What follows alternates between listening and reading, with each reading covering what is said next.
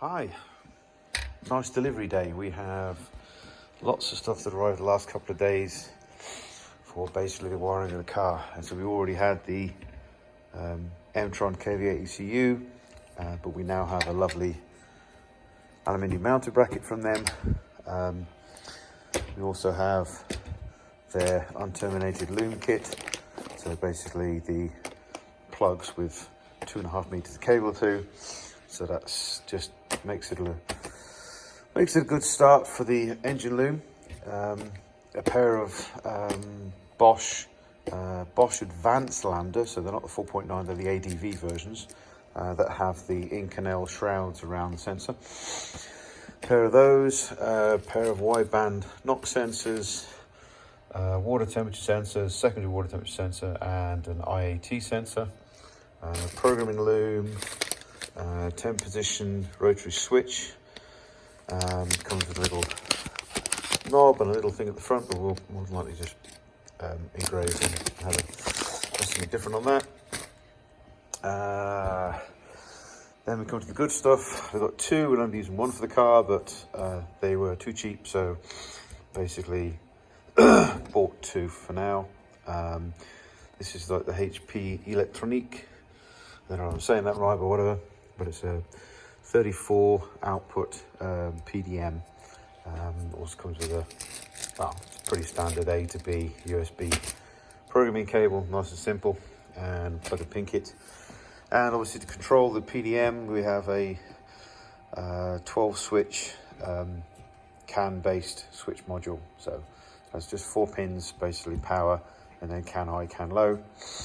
Basically we'll use this to communicate to those, as we'll also use the CAN system from the KV8, which has two CANs from it. I think it has 2 CAN protocols, but either way, we'll use one of them to communicate to here and via to there. So basically everything can talk to each other. Still don't have the dash unit. When I plonked for these with the PDM, we kind of junked the AIM PDM 32 for a couple of reasons, but these came up after I made that decision. So but yes, so we have our PDM switch module and pretty much most of the sensors we need for the motor. Already have the crank trigger, already have the cam trigger, so pretty much got most of the stuff on that side. Pressure sensors, I have a few of those already, probably need some more. Obviously there's the tank sensor, or the fuel level sensor. That will have to be calibrated and programmed, but we pretty much have the suite of electronics now we need for the thing. The dash itself, pretty much it's just going to run, read all the CAN signals. So whether we use the M-Tron, I think it's an ED7, we could use pretty much any of the AIM units. An MXG 1.2 is probably the favorite at the moment, but I'm just leaving my options at the moment. I don't need it at the moment. I will need to build a shroud, whichever dash I get. I need to build a shroud to go over the top of it, but it'll be individual to the dash. So, and obviously, you have a lovely switch model like this with a pretty much small. Actually, the cable's quite big for whatever it is, but it would seem rude not to have that basically up in the cage. So that makes a nice place for it up there. So, because who doesn't like roof switches or roof buttons? But yes, super happy these came. They are literally brand new. I just took them out the wrappers just for this video, so super happy with those. Don't think I need like 68 different outputs. I think 34 is probably perfectly fine. Yes. These do go into sleep mode, which is great per se for not any current draw. Apparently it uses less than a couple of milliamps just to keep them in sleep mode. But I have sort of realised that for legal testing you need a set of hazard lamps that work even with the key out, more than likely when that's in sleep mode. So there are 2 things that's going to need power while those are pretty much off. One being the alarm system, secondly being the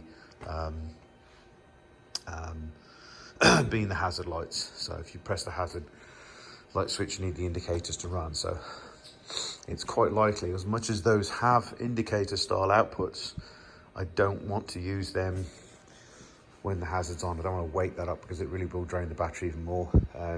So I'll probably run the indicators themselves on a separate little solid state. There's a little little box you can get, which are basically for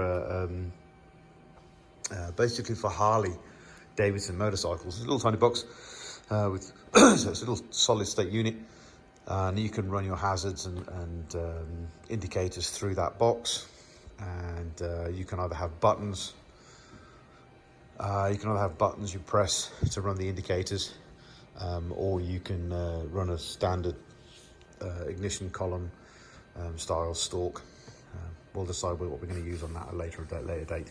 So I'm probably going to use that purely for the indicators and for the hazards, basically. So if for whatever reason I have to pull the key out, I can still leave the hazards on, and these will be in a low power drain mode. Yeah, so that's great. 2.5 meters for the harness is quite handy. I was hoping there were going to be 3 meters, but 2 meters would have just done, and I can just about mount. Where are we going now? It's here. I can just about mount that on the inner skin of the. We put it sort of there, so it's going to mount on the inner skin. That's about the right place for this. There will be a cover panel as such over here to cover up basically the ugly part of the Bowden cable. So I've basically put a small panel here anyway, so you won't be seeing this inner skin. So it won't matter having a few nuts go through it. So we shall put the M-Tron there, and then we'll put the. Yes, I haven't tied it up yet. That's a good idea, Clive.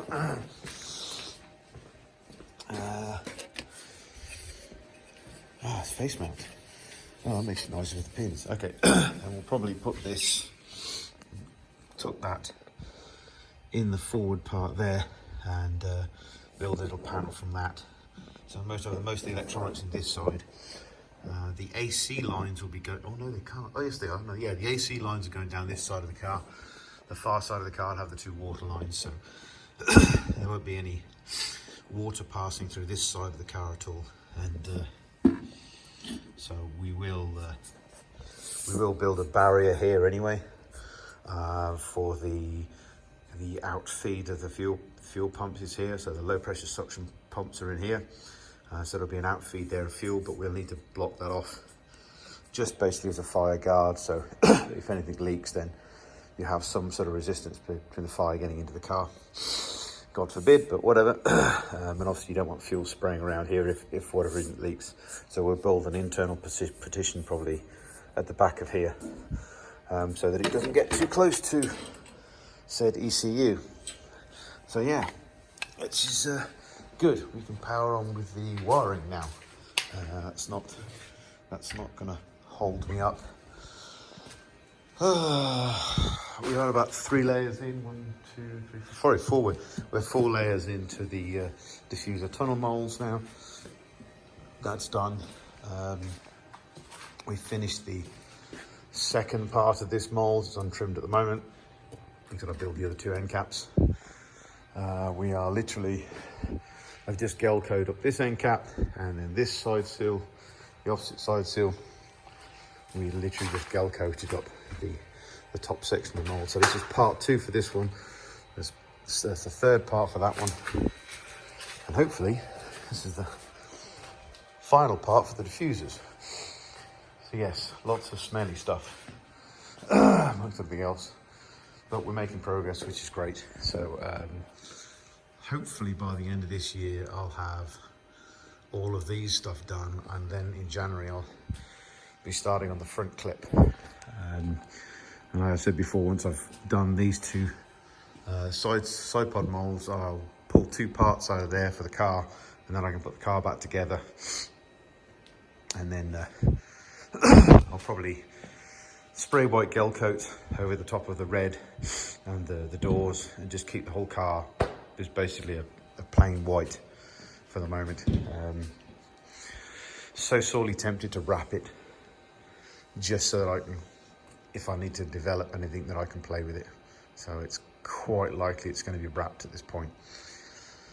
Wanted to paint it, but we'll see. Things change. But yes, lots of goodies. So dead happy. One more thing off the list. Okay, speak to you soon.